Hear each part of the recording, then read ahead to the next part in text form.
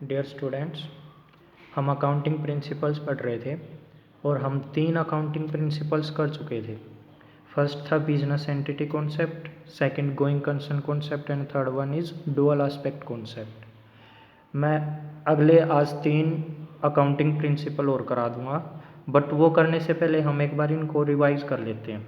देखो, business entity concept में मैंने ये बताया था कि जो कंपनी का मालिक होता है और कंपनी होती है, हम मान के चलते हैं कि वो अलग अलग है।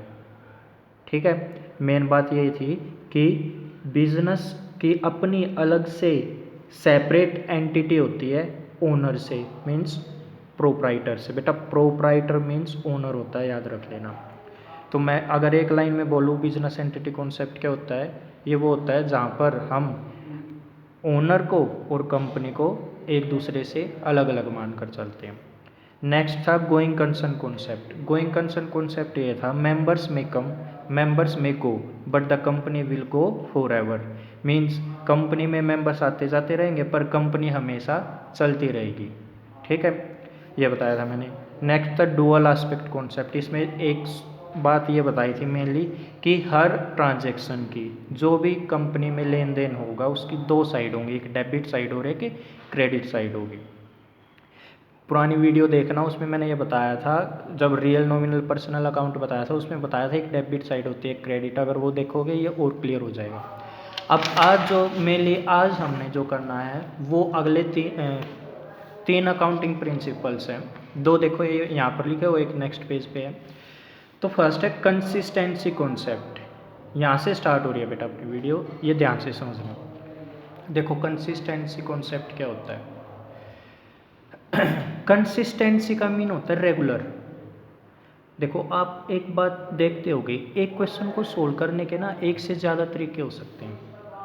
ठीक है, अब कंपनी में मान लो जो भी मेथड फॉलो कर रहे हैं, जैसे क्वेश्चन को सोल्व करने के एक से ज़्यादा तरीके हैं, तो कंपनी के अकाउंट्स बनाने के तरीके भी एक से ज़्यादा हो सकते हैं। ठीक है, मेथड्स एक से ज़्यादा हो सकते हैं। अब कुछ कंपनियां कोई मेथड यूज़ करती हैं, कुछ कोई यूज़ करती हैं। ठीक है, तो हम ये मान के चलेंगे एक कंपनी ने एक बार जो मेथड यूज़ कर लिया वो हर बार यूज़ करती रहेगी। हर बार मीन्स हर साल वही मेथड यूज़ करती रहेगी। मेन बात इसमें यही है। कंसिस्टेंसी का मतलब भी रेगुलर होता है, मीन्स रेगुलर मेथड यूज़ होगा जो एक बार यूज़ कर लिया किसी कंपनी ने। मेन बात यही है। इसमें एक चैप्टर पढ़ेंगे हम आगे जाके, इसमें डेप्रिसिएशन। उसमें मैं बताऊंगा डेप्रिसिएशन निकालने के 2 मेथड होते हैं, एक SLM method, straight line method, और एक WDV method, return down value method. अब अगर मान लो कंपनी ने एक बार SLM मेथड यूज़ कर लिया तो हर साल यही मेथड यूज़ करेगी, और WDV मेथड यूज़ कर लिया तो यही यूज़ करेगी। हालांकि चेंज कर सकते हैं, ऐसा नहीं है कि एक बार SLM कर लिया WDV कर ही नहीं सकते, कर सकते हैं, बट हम मान के चलेंगे कि एक बार कंपनी ने जो मेथड यूज़ कर लिया हर बार वो यूज़ करेगी। ठीक है, तो देखो इसकी रीडिंग लेते हैं। Accounting principles and policies will remain consistent. Consistent mean एक जैसी, from 1 year to another year. Means जो भी हम पॉलिसीज या प्रिंसिपल्स या मेथड्स एक बार यूज़ कर लेंगे वो हर बार चलते रहेंगे। तो नेक्स्ट कॉन्सेप्ट है एक्रूअल कॉन्सेप्ट। देखो ये क्या बोलता है एक्रूअल कॉन्सेप्ट। ये कॉन्सेप्ट ये बोलता है कि हम रिवेन्यू जब रिकॉर्ड करेंगे जब सेल कर दी। अब देखो पहला ही वर्ड देखो क्या लिखा हुआ है, रिवेन्यू। पहले ये समझ लेते हैं रिवेन्यू का मीनिंग क्या होता है।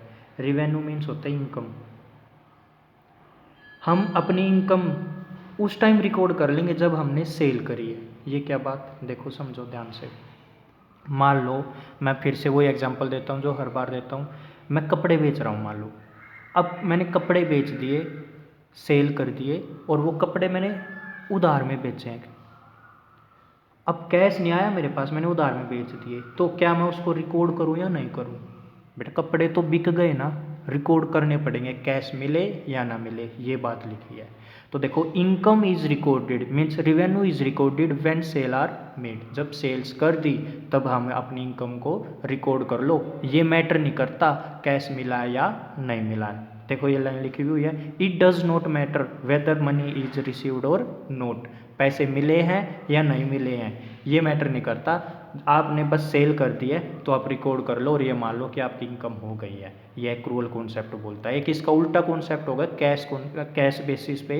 उसमें मैं बताऊंगा कि हम जब कैश मिलेगा ना हमें तभी रिकॉर्ड करेंगे, पर ये उसका उल्टा है। यहाँ पर ये बोल रहा है बेटा कैश मिला या नहीं मिला आप रिकॉर्ड कर लो, बस आपने सेल कर दी ना रिकॉर्ड कर लो, ये बोलते हैं कॉन्सेप्ट। अच्छा देखो आगे क्या लाइन लिखी हुई है, expenses are recorded in the year in which they assist to earn revenue.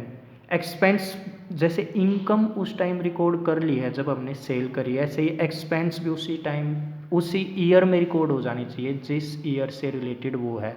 मैं एक एग्जांपल देता हूँ, वहाँ से ये ज़्यादा समझ में आएगा। देखो एक बार मैं एक बार आपको एक बात बता दूँ, अकाउंट में अकाउंट बनाते टाइम या कंपनी कौन सा ईयर फॉलो करती है। देखो 1 जनवरी से 31 दिसंबर ये होता है कैलेंडर ईयर,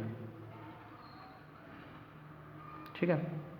और 1 अप्रैल टू 31 मार्च ये अकाउंटिंग ईयर बोल लो या फाइनेंशियल ईयर बोल लो, एक ही बात है। तो कंपनी में इनमें से कौन सा फॉलो होता है, ये होता है या ये? कंपनी में हमेशा ये फॉलो होता है। कंपनी मीन्स कोई भी इंस्टीट्यूशन, जैसे आपका स्कूल भी है, हॉस्पिटल है, बैंक है, ये सब कुछ कंपनी ही है, ये मान के चलना। देखो अब आपका जो सेशन स्टार्ट होता है न्यू, वो भी 1 अप्रैल से स्टार्ट होता है, ठीक है।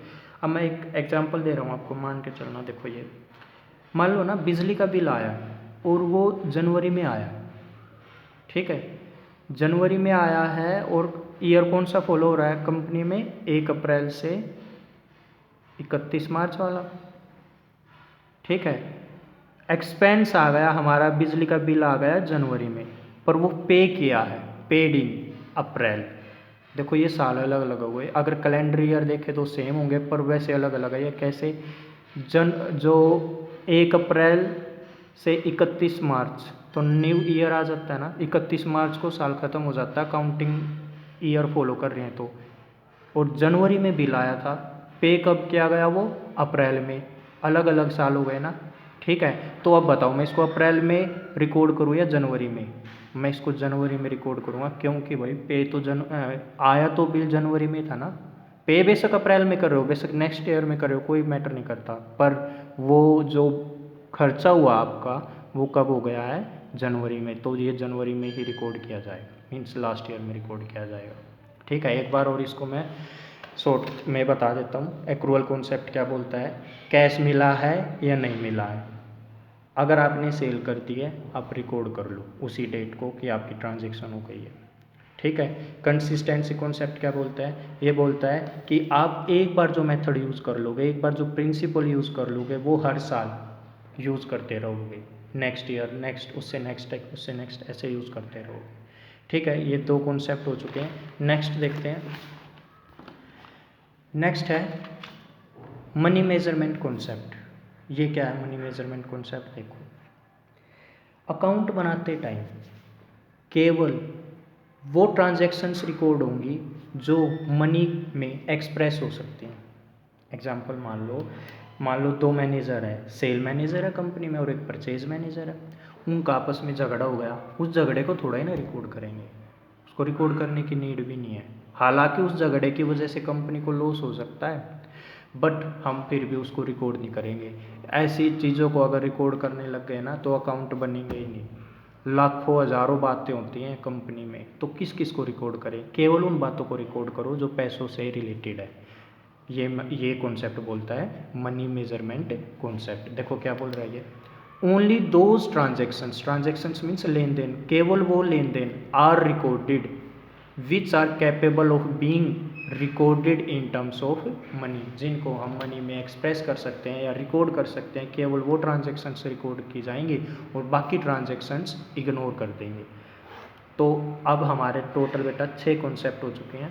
मैं फर्स्ट बता देता हूँ क्या था, बिजनेस एंटिटी कॉन्सेप्ट, उसमें अपने आप को और कंपनी को अलग अलग मानना, अपने आप मतलब मालिक को और कंपनी को अलग अलग मानना, बिजनेस एंटिटी कॉन्सेप्ट। नेक्स्ट है going concern concept. Going concern क्या बोलता है कि मेंबर्स कंपनी के आते जाते रहेंगे पर कंपनी हमेशा चलती रहेगी, means members may come, members may go, but the company will go for ever. Third था dual aspect, dual aspect concept ये बोलता है हर ट्रांजैक्शन की दो साइड होंगी, one is debit side and second is credit side, ठीक है।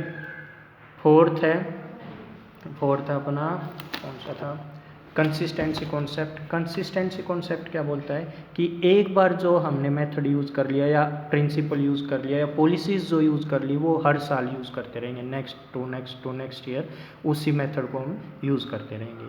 फिर बेटा फिफ्थ था अपना एक्रूअल कॉन्सेप्ट। एक्रूअल कॉन्सेप्ट ये बोलता है कि आपने जब सेल कर दी उसी टाइम रिकॉर्ड कर लो, बेशक पैसा आपको कभी भी मिला हो, ठीक है। मीन्स कैश मिला है या नहीं मिला है, बट आपकी सेल होते ही आप रिवेन्यू मान लो, मीन्स इनकम मान लो, और आप उसको रिकॉर्ड कर लो। इसमें ये बात याद रख लेना। और लास्ट जो अभी आज हमने किया है मनी मेजरमेंट कॉन्सेप्ट किया है, इसमें मैंने ये बताया है कि मनी मेजरमेंट कॉन्सेप्ट ये बोलता है only those transactions are recorded which can be express in terms of money. Means केवल वो ट्रांजेक्शन्स रिकॉर्ड होंगी जिनको हम एक्सप्रेस कर सकते हैं मनी के नेचर में, ठीक है। जैसे झगड़ा हुआ है उसको रिकॉर्ड करने की नीड नहीं है, केवल वो चीज़ें रिकॉर्ड करो जिनको हम कैश में या फिर मनी में मेज़र कर सकते हैं, ठीक है। ये 6 अकाउंटिंग प्रिंसिपल्स हो चुके हैं, अभी और भी रहते हैं वो भी करेंगे, इनको पक्का कर लेना पहले।